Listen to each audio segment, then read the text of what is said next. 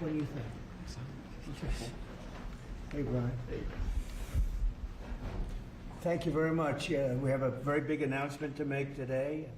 You all know Johnny. He came all the way from Italy, the beautiful country of Italy, to be with us. And he just got off the plane, and he's a hardworking guy, does a phenomenal job with FIFA. Nobody like him. I'm delighted to welcome FIFA President Gianni Infantino back to the White House for a major announcement about one of the most anticipated competitions in all of sports, the 2026, and this is a big deal, I'll tell you. I was so happy to get it, the 2026 FIFA World Cup. And it's going to be the World Cup as we know it. December 5th of this year, the 2026 FIFA World Cup draw will take place at the Kennedy Center. Some people refer to it as the Trump Kennedy Center, but we're not prepared to do that quite yet, maybe in a week or so. But right here in Washington, D.C., it's a tremendous honor to bring the global event and this incredible group of people and these unbelievable athletes, the best athletes in the world, to the cultural center of our nation's capital. I just left the Kennedy Center. We're spending a lot of money wisely on making it really beautiful. It's going to be beautiful again. It's like Washington, D.C. We had, by the way, in Washington, D.C., we have the lowest crime numbers they've had in years. Zero, it sounds like it's a horrible thing to say, but I might as well say it. Zero murders in the last week since we've done this. That's the first time in memory that that's happened, if you can believe it, how pathetic that is to have to even say it. And I'm tired of listening to these people say how safe it was before we got here. It was unsafe. It was horrible. And Mayor Bowser better get her act straight or she won't be mayor very long, because we'll take it over with the federal government, run it like it's supposed to be run. The numbers were horrible. It was a crime-infested rat hole, and they do have a lot of rats. We're getting rid of them too. And we've made a lot of progress, and it was extremely unsafe, and now it's extremely safe.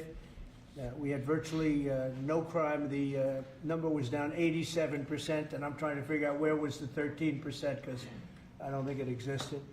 The National Guard has been unbelievable, and they're working with the police.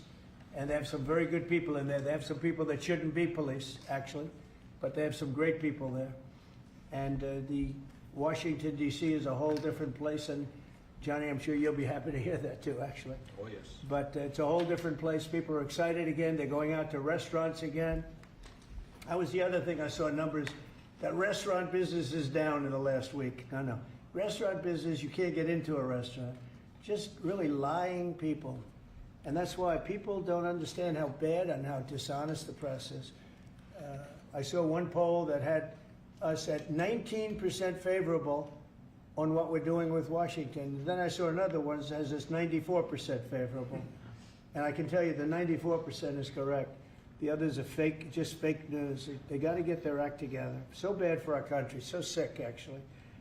So Washington, D.C. is really doing unbelievably well. And the Kennedy Center that we're fixing, I was just there all morning with contractors. We're making it unbelievable. It's going to be unbelievable. It's got great bones, but it needs a lot of work. The World Cup draw will set up the group stage of competition. 48 teams will play in 104 games across 16 North American cities, from Seattle to Vancouver to Atlanta to Miami. It's going to be so exciting for our country. The 2026 FIFA World Cup will be one of the largest and most complex events. This will be one of the greatest events, one of the largest. In a way, it's like Johnny said it better. It's like having many Super Bowls in a short period of time. Because each one of these games essentially is a Super Bowl. Some of them are bigger than Super Bowls, actually. But they're essentially, each one of these games is like a Super Bowl. The 2026 FIFA World Cup will be the largest, most complex set of events in sports history. And the Kennedy Center will give it a phenomenal kickoff, and we'll be involved, and they'll be working over there for quite a bit of time. We have it all set that they can stay there for the big events, the big press conferences and everything else. And they'll be in a very safe capital. That'll be nice. You don't have to worry about walking down the street, Johnny, okay? Thank you. But you could handle yourself. I could. Okay.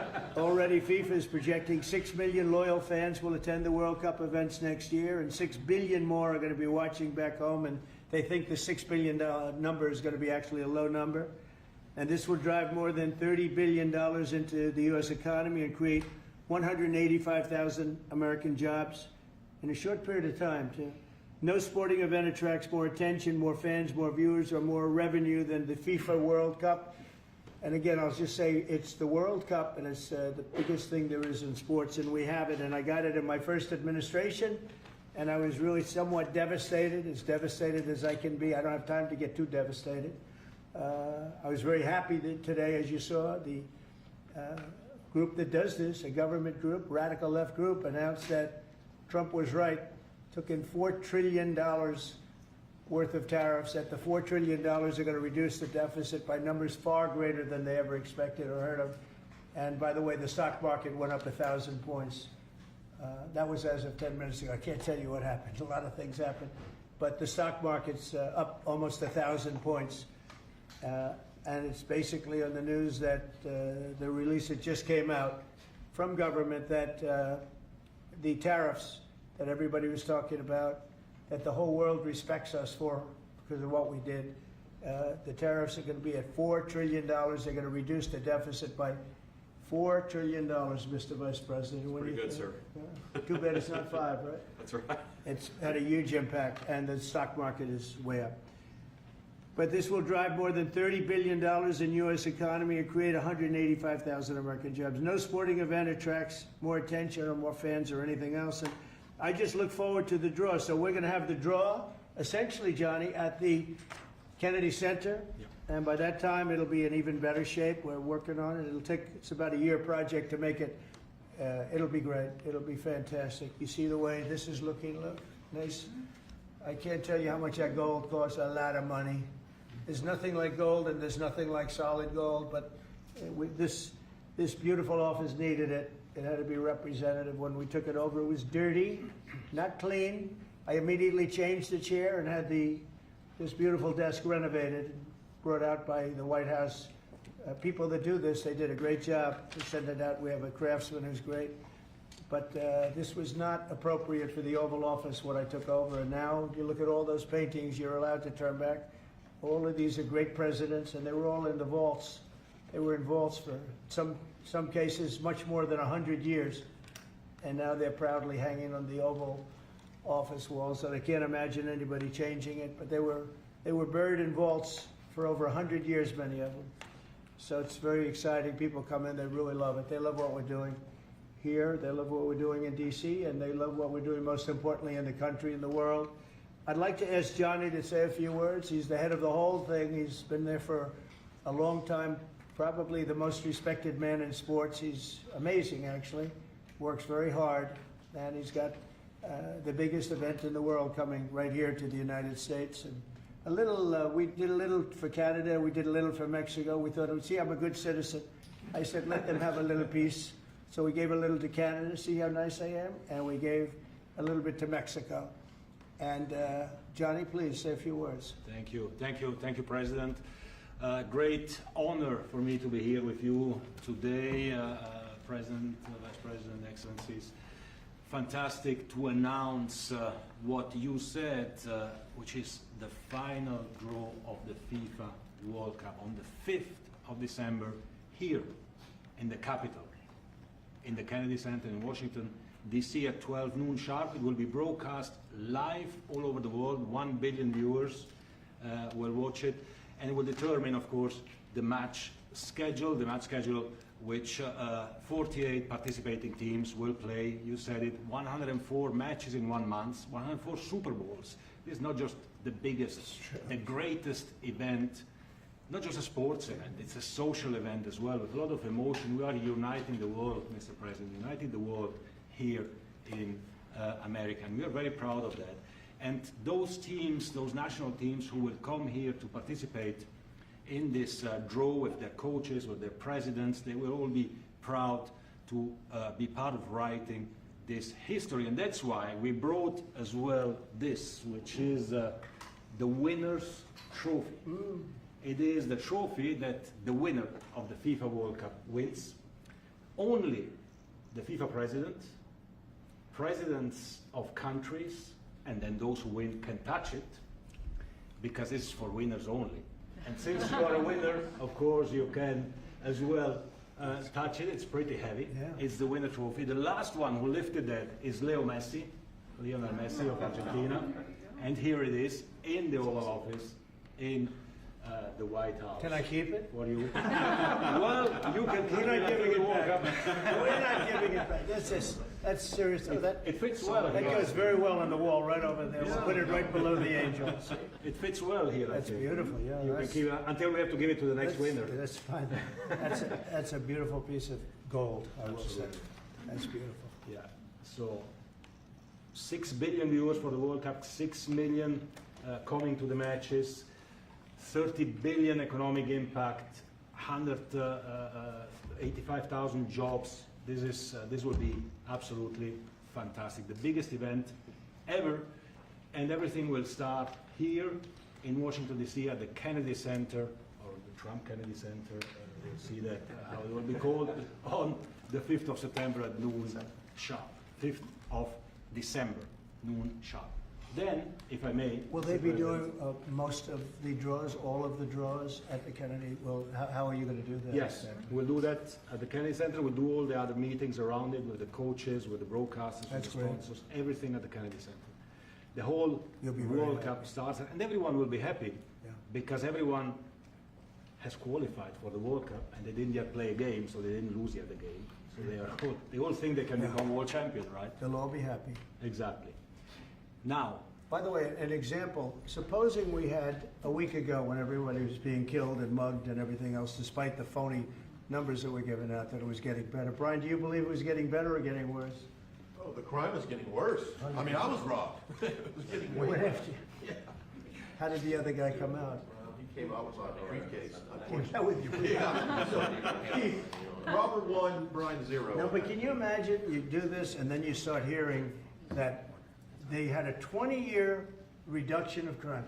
It was worse during the Biden administration than anybody's ever imagined possible. And I guarantee you, he wouldn't be here if those numbers continued. But now we have total safety, we have total security. And for the border, in 3 months, 0 people. These are done by liberal people that do these charts. 0 people came through our border in the last 90 days. Can you believe it? 0. Last year we had millions of people coming in. And they came in from the wrong locations. They came in a lot of people that shouldn't be here. So now when we have this event in December, it's going to be very safe. Johnny, you can walk Yes. down the street with your beautiful wife. yeah, You can take her to dinner if you can get a reservation, which I doubt. and they are all full, the restaurants. I know. They're all full. I heard that too. The restaurants aren't, the restaurants, since we are doing this, are doing great. And many new restaurants are going to open because, as you know, many closed.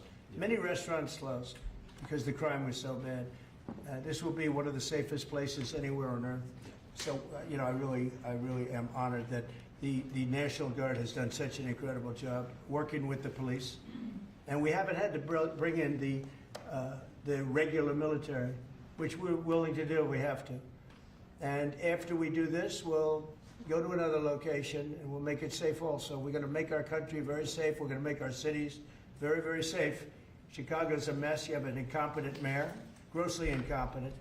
And we'll straighten that one out probably next. That'll be our next one after this. And it won't even be tough.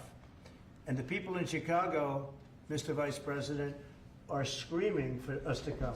They're wearing red hats, just like this one. But they're wearing red hats. African-American ladies, beautiful ladies, are saying, please, President Trump, come to Chicago. Please. I did great with the black vote, as you know, and they want something to happen. So I think Chicago will be our next, and then we'll help with New York, and we're going to help with, and I think a lot of these people that you see on television, they're, including the people in this audience, they'll say bad things about me, and then they'll say, thank God he's here, because half of them got mugged, and they don't want to get mugged again. But they're, you know, they work for stupid people that are radical left, and they're made to do things and say things that they don't want to be saying. But the people right here are all happy because you're not going to be mugged in Washington, D.C. anymore. I just want to say Johnny's been my friend for a long time. He's an incredible guy, and we will lay out the red carpet. Andrew, you're going to be fantastic. Rick is going to be everything Rick ever touched has always worked out, and he's working with me on the Kennedy Center. And his very good friend was an actor on Broadway for 5 years, right? I assume he's helping us a little bit, right? Yes. And Andrew, you're all excited about it? Absolutely. Would you like to say something? This is a great opportunity, Mr. President, to show off the first 250 years of the United States of America, the greatness, and then the hope and promise of the next 250 years. When you think this World Cup is going to be over our 250th birthday, Mr. President, your leadership, obviously, with FIFA leading the way, this is the largest sporting event in the history of the world under the Trump administration. So very exciting. I just want to say one thing. Andrew Giuliani, so his father is Rudy, the greatest mayor in the history of New York, I think by far. He took a ravaged city, a city that was really under siege. Probably most people thought it was going to survive. He turned it around. He was a great, great mayor. And then they treated him very, very unfairly. You go back and tell your father all of the things that have come out over the last couple of months through Tulsi and through all of the people, Cash, everybody. They've proven your father 100% correct. His father was treated so unfairly. Your father has been 100% correct. And tell him we all love him, okay? Thank you, Mr. He's been President. amazing. What he had to go through was very, very unfair, nasty. These are bad people. Mr. Vice President, would you like to say something? Well, sure, Mr. President. Thank you, and thanks to Johnny for being here. We're very thrilled about the World Cup. Just to echo something the President said about crime in Washington, D.C., this is the national capital of the greatest nation in the world, and we had murder rates just a few weeks ago that rivaled some of the worst third world cities anywhere, even in very, very poor regions of the world. Why did we accept that? Why did we allow it to happen? We allowed it to happen because we had broken leadership in Washington, D.C., and unfortunately sitting behind the Resolute desk. What we have shown in just under 2 weeks of taking law enforcement seriously is that the American people can have their streets back if their leadership is willing to put in the time and the resources. Mr. President, you've shown in Washington, D.C. that we can have safe streets again. We've just got to have the political willpower to focus on the bad guys and to give the American people back their communities. We are focused on doing that thanks to the President's leadership. Thank you. And that's a really very small percentage. It's 2%, 3%, but that 2% and 3% wreaks just havoc throughout a community. People are petrified, and I notice a couple of the women in the back are shaking their head, yes, yes, yes. I won't report who you are because you'll end up losing your jobs, but it's true. It's amazing. And the police, and you look at the D.C. National Guard, I saw pictures of them last night getting off vans and all, and I saw some bad ones running, but they're not running so much anymore. They're not there. They're just not even, they're not even trying. You're totally safe. Now, there'll be something happening sometime. I don't know. Maybe it won't be for a long time, but this was every night would get reports of people being mugged and killed. There's one woman on television last night. She had a badly busted up nose, and she's well, I like our streets the way they used to be, and she thinks it's going to happen like by doing nothing. And they say, what happened to your nose? She got slugged by a guy walking down the street. Slugged. Her nose will never be the same, I guarantee you, unless it takes a pretty good turn. She wasn't really for us. But she sort of said, well, maybe something has to happen. Before this happened to me, she got whacked. And I don't think she'll ever be the same. She almost became, she was a half a Trump fan, a woman that would have never been a Trump fan, but she was hit hard. It's not going to happen anymore. Not going to happen anymore. But then we're going to beautify the city too. That's where I was today at Kennedy Center. And we're going to beautify the city like it hasn't. And we're working with Clark Construction, the biggest construction company in Chicago, and in Washington. And the head of Clark is great. He's all over the world, actually, but Washington, I would say, is their home. That's where they do the best work, the biggest work, and they've been doing a fantastic job. So you're going to have a fantastic, clean, beautiful place. It's going to be better than it ever was before, literally better than it ever was before. We'll get it done very quickly, and I want to thank Clark because they're doing a lot of work in a lot of different locations, but they've been fantastic for getting us the right contractors and the people that can really do the job right. And Johnny, did you want to say something? Yes, one more thing, because as you rightly say, you know, with security and beautifying cities and the whole country, we want people to come and enjoy and have fun, and that's why this is not just the most iconic trophy in the world of sport. But we start on the 10th of September the sale of tickets for the FIFA World Cup. And we have the first ticket here for the final. Good. Wow. For you. Oh, good. That's cool. Wow. It's, of course, row 1, seat 1. It's ticket number 45, so. 47.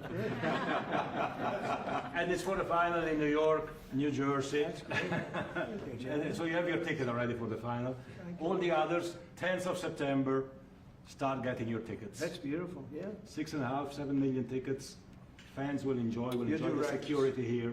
Will be fantastic. You're going to do record business, I think. 100%. Christy, would you like to say something? Yeah, Mr. President, millions of people will come to this country, and we'll make sure they get their travel documents, their visas, that they want to come here and spend their money and enjoy this sporting event. It'll be the largest event in the world. And sir, you're reminding me of something that my dad used to say all the time when I was growing up. He would say, Christy, you kids need to look like you respect yourself before anybody's going to respect you.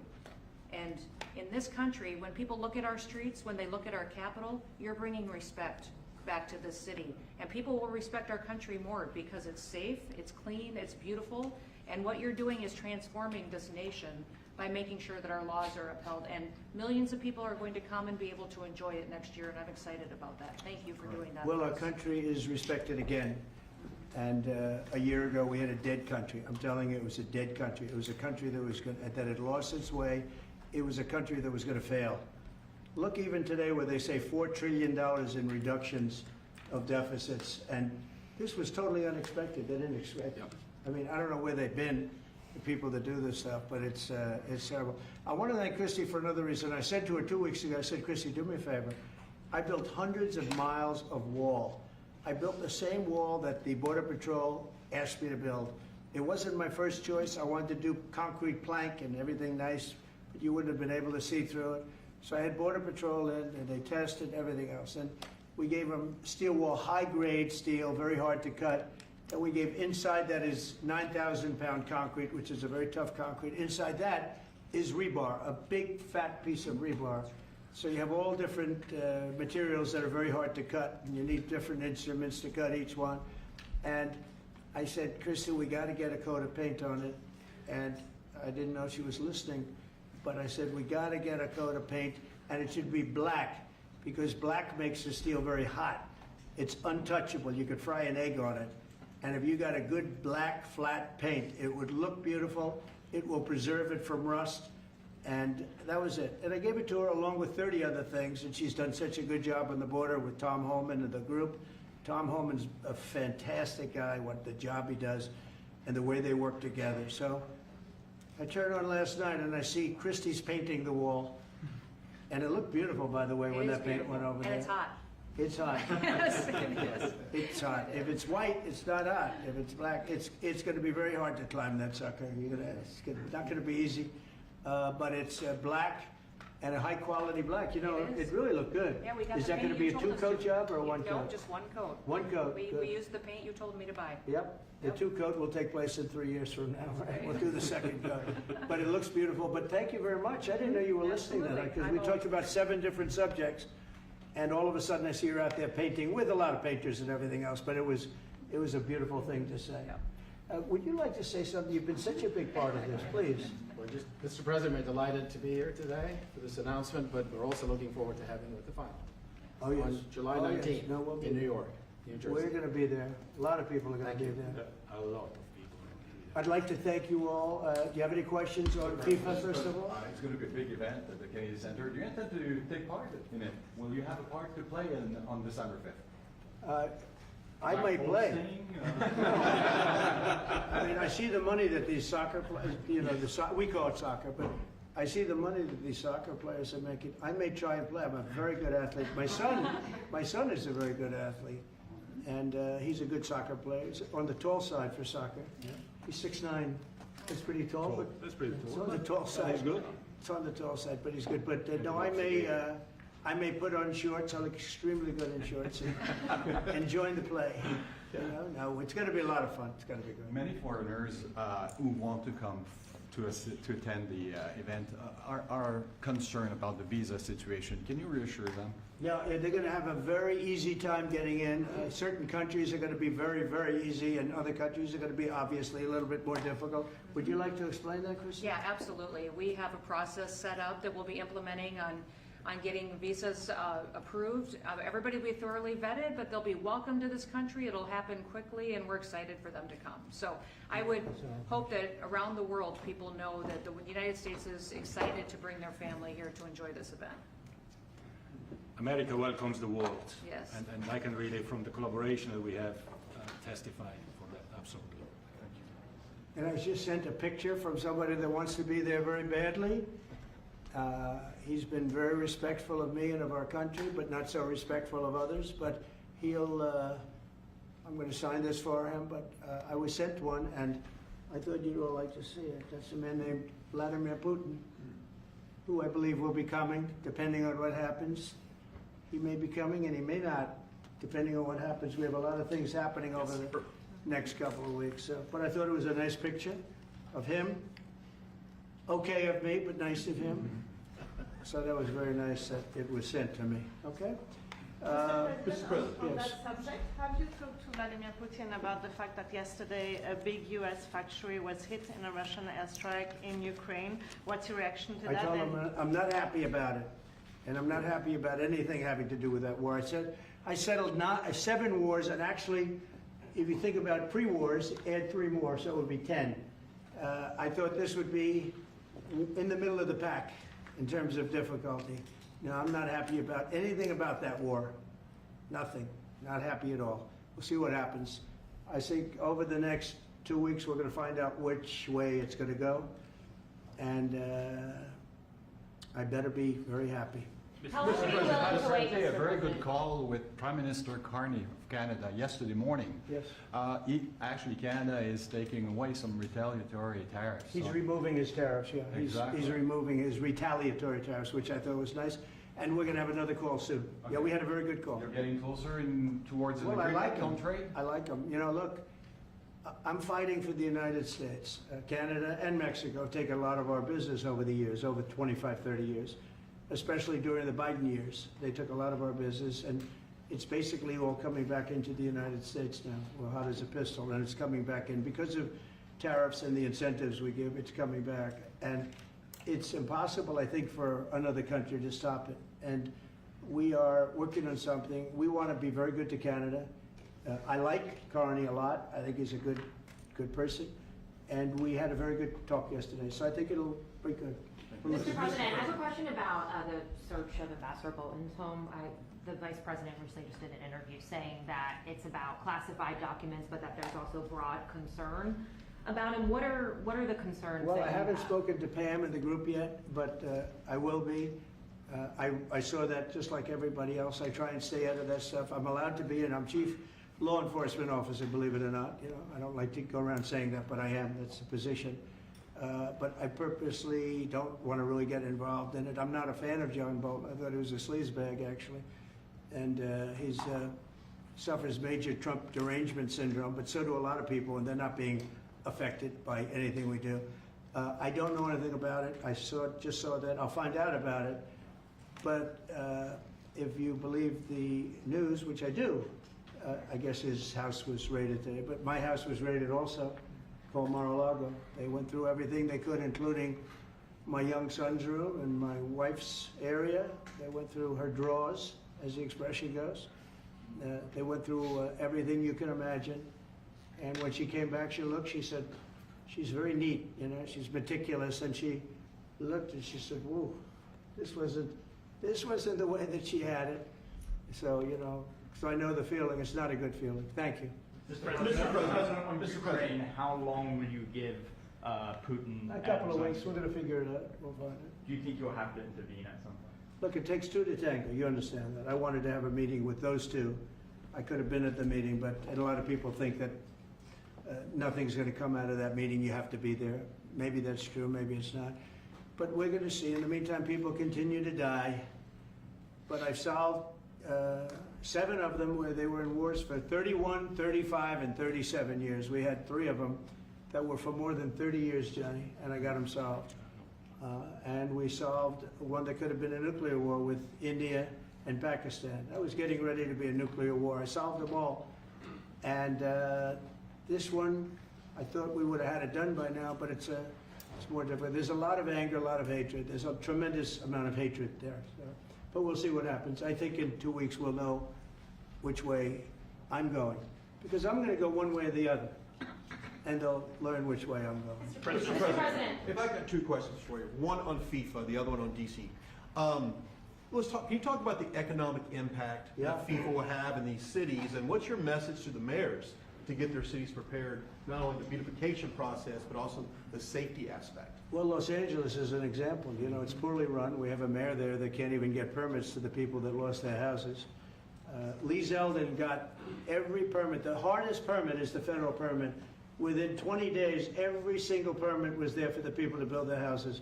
But people are writing us and they're saying they won't give us. The mayor is incompetent. The governor's incompetent. You know, Gavin, I know Gavin very well. He's an incompetent guy with a good line of bullshit. And he doesn't get the job done. And frankly, those people want to build their houses. It's terrible. They could have been built. Some of them could have been built already. But think of it, the federal government that has the most complex part, and it's the most complex environmental thing to do. We got it, everybody had it within 30 days. And they're not even close to getting their permits. And now they're talking about taking some of those sites and building low-income housing on them. These are high-end neighborhoods. And I'm all for low-income housing. I built a lot of low-income housing. I know all about 236. I know every program that there is in the government. I used every one of them. I know more about low-income housing than probably almost anybody. And it's great. It's fine. It's wonderful. But you don't build it in Pacific Palisades.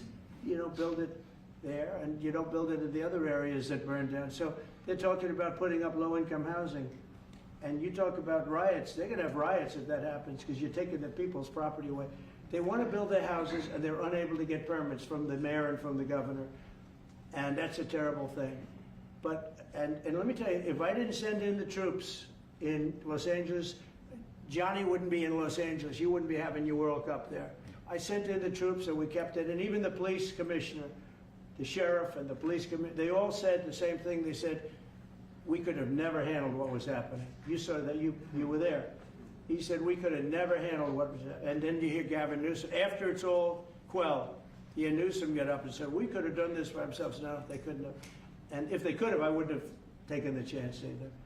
Okay, my second question is on crime prevention. Would you be open to expanding the national concealed carry to apply to D.C. like it does in other states like Texas? Yeah. Well, they have it in some states and they feel strongly about it. As you know, I'm in favor of it. People have to protect themselves. I'm a Second Amendment person, very simply. People have to be able to protect themselves. Especially like in Washington, you walk down the street, a guy comes up and slugs you. He's got a pistol in his hand. You can be tough, you can be in great shape, you can be a powerful person, or you can be a guy that weighs 100 pounds with a gun in your hand. Right. And I'll bet on the guy with the gun 100% of the time, right? And so you need protection. So I'm a Second Amendment person all the way. Yeah, please. President Trump, you said this morning that you were working with Congress to get $2 billion to help clean up DC. Have you had any conversations with Mike Johnson and John Thune about where they're going to get that money from? Which money? You said this morning that you're going to get $2 billion from Congress to help clean up DC. Yeah, I've spoken to Mike Johnson. I've spoken to John Thune, the Senate, the House, and I think it's going to be very easy to get it. It's going to be not a lot of money. I wouldn't even know where to spend the number that you mentioned, but it's going to be money to beautify the city. Yeah, they're ready. Everybody wants to save D.C. In one way, it's the easiest. The violence was more than any other city in the country, actually, by far. It may have been more than any other city in the world, if you could think. We looked at some of the worst cities in the world, it was worse. And that's why it angers me to see the mayor saying about how they have it on the slide. Not on the slide, it was worse than ever.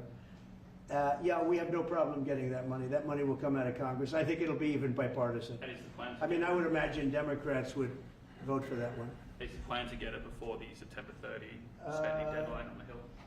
Well, I don't know if there is a deadline, because if I declare a national emergency, which this was, that ends the deadline. So, I mean, I keep seeing about a 30-day deadline, of which we have 22 days left or something. But if I think we're in great shape here, that's one thing. But if I don't, I'm going to just say it's a national emergency. And if I have a national emergency, I can keep the troops there as long as I want. If people are not going to want to have the troops, and 30 days, you know, it's one thing to get them out. It's another thing to keep them out for a long period of time. You've got to train people. You can't do this. You can't bop people over the head. And a lot of those people are in courts right now, going to court. They're going to go to jail for a long time. So that's going to take more than 30 days. But if I have to, I'll declare a national emergency, which I don't think I'll have to do. Yeah. Mr. President, You said in 2 weeks you'll know whether you go. Yeah, I one think I'll way or know. the I other. think I'll know the attitude of Russia and, frankly, of Ukraine. It takes two. What are the 2 ways you can go at the end of 2 weeks then? Well, then I'm going to make a decision as to what we do. Or And it's going to be a very important decision. And that's whether or not it's massive sanctions or massive tariffs or both. Or do we do nothing and say it's your fight? Look, I would have never been in this war if I were president. You wouldn't have had this war. It was never going to happen. This was caused by stupid people that fought. And you know, people say, well, how do we know? Because for 4 years, it was never even a subject. And Vladimir knew, and you see his picture right here. It was nice that he sent, but Vladimir knew very strongly we wouldn't have stood for it. It wouldn't have happened. 100% wouldn't have happened, but it did happen. And now they're losing from 5 to 7 young kids. Think of it, you're a parent and your son is leaving. He's Russian or he's Ukrainian. And he's leaving and they're waving goodbye. Nice, beautiful kid. Nice crew cut, all set. He wants to be a soldier. And goes there, first week he has his head blown off. And he's no different than you people, me. And it doesn't matter where. I mean, I solved a problem in the Congo that was vicious. Rwanda and the Congo, the Republic of the Congo. And they were fighting for 31 years, and it was machetes. People were getting their heads chopped off. That was going on for 31 years. I got it solved. You saw it. They came to the White House and we signed an agreement. It was amazing. People can't believe we got it done. I love to stop killing. I really do. People thought it would be just the opposite. Hillary Clinton said, oh, he'll get us into a war. No, I'm getting everybody else out of wars. Are you saying there's a real possibility then that you do nothing if Putin doesn't come to the table for a ceasefire or try to end the I'll see war? whose fault it is. If there are reasons why, I'll understand that. I know exactly what I'm doing. We're going to see whether or not they have a meeting. That'll be interesting to see. And if they don't, why didn't they have a meeting? Because I told them to have a meeting. But I'll know in 2 weeks what I'm going to do. I have pretty good ideas. Your Justice already. Department is also sending some of the Epstein files over to the House Oversight Committee today. Are That's you okay. are you in support of them I'm in releasing support all of of them? keeping it open. If they wanted to Innocent release, people shouldn't be hurt, but I'm in support of keeping it totally open. I couldn't care less. You got a lot of people that it could be mentioned in those files that don't deserve to be. People, because he knew everybody in Palm Beach. I don't know anything about that, but I have said to Pam and everybody else, give them everything you can give them, because it's a Democrat hoax. It's just a hoax. The whole Epstein thing is a Democrat hoax. So we had the greatest 6 months, 7 months in the history of the presidency, and the Democrats don't know what to do, so they keep bringing up that stuff. But it affected them. Bill Clinton was on his plane and went to the island supposedly 28 times. I don't want to bring that up, frankly. You have Larry, whatever his name is, Summers, the head of Harvard, who was Jeffrey Epstein's best friend. Nobody ever talks about that. I mean, but I don't want to hurt Larry Summers, but he was best friends with Jeffrey Epstein. No, this is a Democratic hoax to try and get the significance of what we've done over the past 7 months. Nobody's ever seen anything like it. They say it's #1 in history. What we've done, including stopping 7 wars. I mean, just include that. And now you look at the stock market today. It's way up to start off with from where I took it. And this market was going to crash. If Joe Biden or Kamala were president, this market we would have had a crash like in 1929. You're not going to have that. It's only a question of how high is it going to go. You know, I had the strongest economy in the history of our country. And despite COVID, we had the strongest economy in the history of our country. And we're going to blow it away this time. I was always good at making a lot of money. And whether it was for myself or whether it was, I like doing it this way better. I mean, I like making it for the country. Our country's been ripped off by friend and foe, nations all over the world ripped off. And the friends have been much worse than the foes for the most part. And they're not ripping us off. We just signed a deal with the European Union. They're paying us essentially $950 billion, like a signing fee. They're going to buy $750 billion worth of energy. They weren't buying much of our energy. They're very smart in doing it. And as you know, Ursula was here a couple of days ago having to do with the people, the leaders that we had a great, people said they've never seen anything like it. Well, we had the leaders of Europe right here in the Oval Office. And she's so happy that she has an agreement. But people aren't ripping us anymore. We're run by, this country is run by smart people now. Mr. President, in Israel... Two questions. One is about Intel. There have been reports that you're considering taking a stake in Intel. Can you tell us About the 10%? About the 10%. Yeah, I met a man, he was a very nice man, and I called for his removal because I saw something by a man named Tom Cotton, a senator from Arkansas. He's a great guy, friend of mine, supporter of mine, big supporter. I'm a supporter of his too. And he wrote a pretty nasty story about the head of Intel. And I said, well, if that's right, he should resign. And he came in, he saw me, we talked for a while. I liked him a lot. I thought he was very good. I thought he was somewhat a victim, but you know, nobody's a total victim, I guess. And I said, you know what? I think the United States should be given 10% of Intel.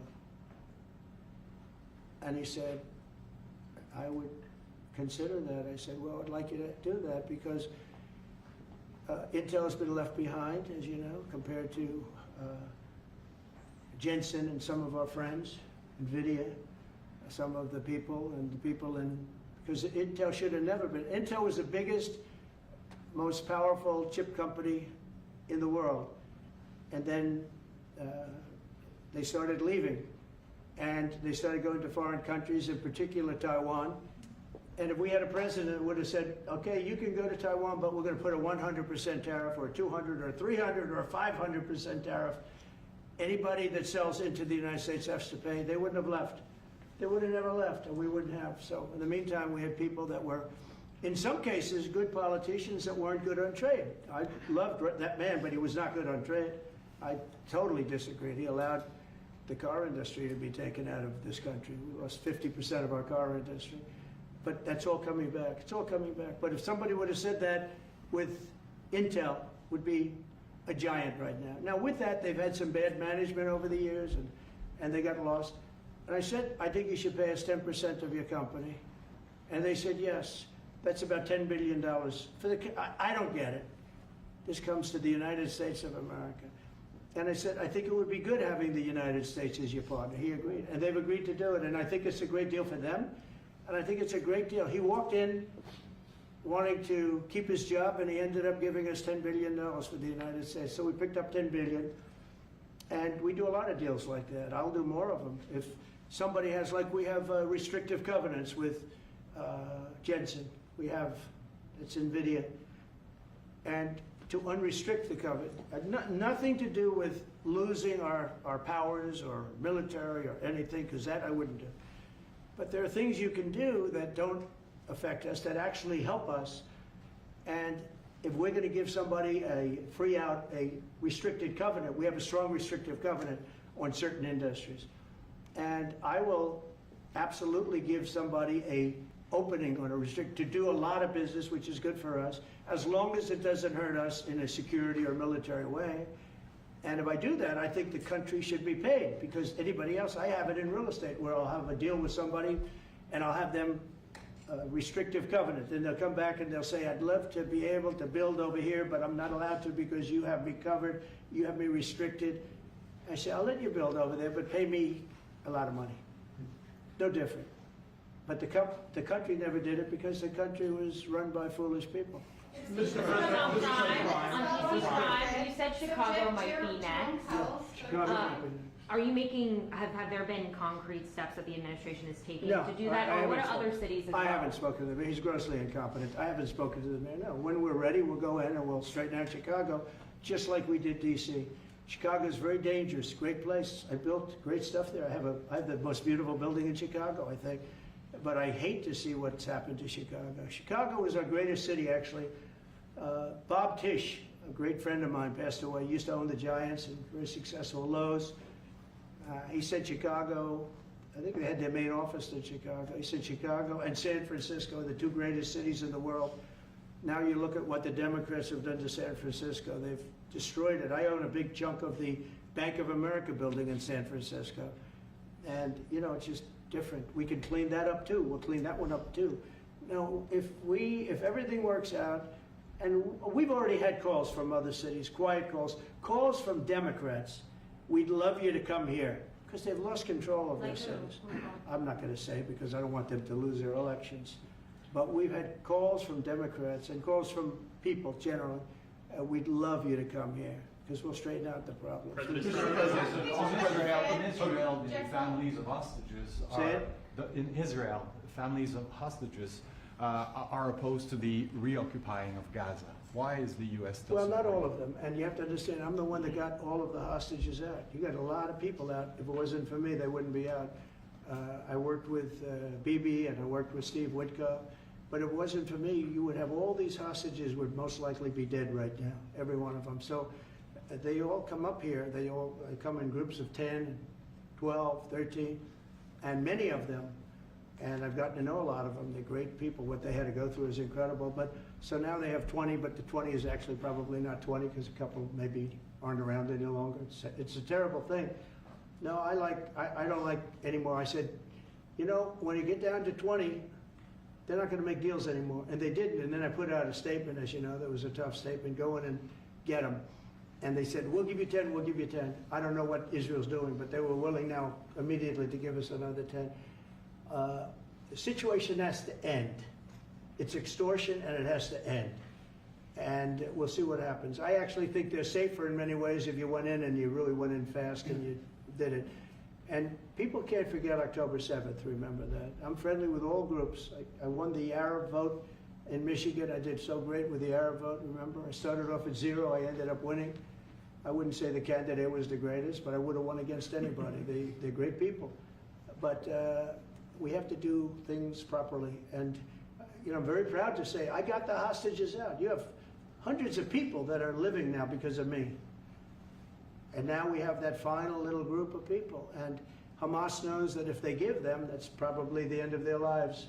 So it's not easy to get. And I know if you're a parent, you just don't care. I want my baby back. They want their babies back. They want their kids back. And I understand it. But I got them out and did a good job. And we're doing everything we can to get the hostages out. Thank you all very much. Yes? So Jackson Hole, Jay Powell today said, he suggested that they might cut interest rates, but they haven't received. Well, we call him too late for a reason. He should have cut him a year ago. He's too late. You know, we have a stock market that's up 1,000 points today. I better be careful because I'll go out there and I'll see it's down 1,000, right? But it's up 1,000 points when I came in here. We have a country that the market's the hottest it's ever been. The country's better than it's ever been. We have a military that I rebuilt largely in my first term. We had a great, successful first term, but this is going to be even better. But we rebuilt it. We gave a lot of it away to Afghanistan, but relatively small compared to the overall. But I think it was the most embarrassing day and period in the history of our country that they allowed those 13 wonderful people, but it's really hundreds of people were killed. And they don't talk about the 48 that were so severely wounded with no legs, no arms, nobody ever mentions them except me. But that was the worst day, the most, it just showed how incompetent. Frankly, if that didn't happen, I really believe that you might not have had the problem with Russia. I think Putin was sitting there watching these stupid people running our country and said, this is a time to invade. It's, this is a time. And then Biden made the statement, well, he can do a small incursion. When he said that, it was off to the races, right? When he said he can do a small incursion, remember that? I was surprised he knew the word incursion. I didn't think he had that good of a vocabulary. I want to thank everybody. It's very important to me and to everybody up here, the World Cup. And Johnny has been so incredible. I mean, he's really a great leader. I mean, to think, I said, Johnny, do it by phone. You don't have to come. No, he said, I'll come. And he flew all night long to be here and listen to this about how great we're doing in D.C. But he's a fantastic leader, and this will be your most successful World Cup ever. Thank you, sir. Thank you so Make much. America win. Yeah, can we win it, Mr. President? I don't know. I watch some of those teams go around. They go down that field. I don't know. But let me ask you: what chance does America have of winning? Well, the home team always has a good chance to win. It depends See, how he's it a good starts. diplomat. No, but there's some But good we have players. a shot. We Yeah, have a- we yeah, have of a course. chance. Of course, you have a chance. You have a Will chance. Bear be going to any of the games, Mr. President? I'd love to have him. He'd love to. He's very tall. Maybe we could make him a goalie. The goalies are very tall now, right? I Yeah, know. goalies are very tall. The goalies, well, he'd be a perfect goalie. At his, 100%. at his height, he'll be a great Yeah, goalie. exactly. So we'll put him on the American team. Yeah. No, but Good do goal. the Americans have a chance of like getting into the quarterfinals? Yes, right? definitely. No, Yeah. the quarterfinal, definitely. But then, as the tournament goes on with the public 250 years of United States, let's not forget, they will all feel Yeah. energized about that. It's amazing. The talent is really great when you watch these things. I went to the game 2 weeks ago, and it was a big upset. But you look at these people; the way they pass it. It's amazing, really amazing. It's a great art, right? Yes, It's a great talent. It is incredible. You know the expression. Will you draw the names out of the hat? This a what? Will you draw the names of the matches? Will you? I don't know. That's up to That's him. an He's the boss. That's an interesting proposal. He's the boss. We'll discuss that. It's going to be great, and I think the American team is going to do well. I mean, I hear it's a very good team. Good luck, everybody. Thank you very much. Thank you. Thank you so much. Thank you guys. Love you. Thank you guys. Keep a lot of those Thank you guys. Thank you. No, I just got one. Thank you. Thank you guys. We're done. We're done. Thank you. It was a nice Everyone photo. out. Thank you very much. you. everybody. Thank you guys, keep moving. Thank you. Andre, this way. Everyone forward this way. Thank you, everybody, keep moving. Thank you. Thank you guys, keep moving. Thank you guys.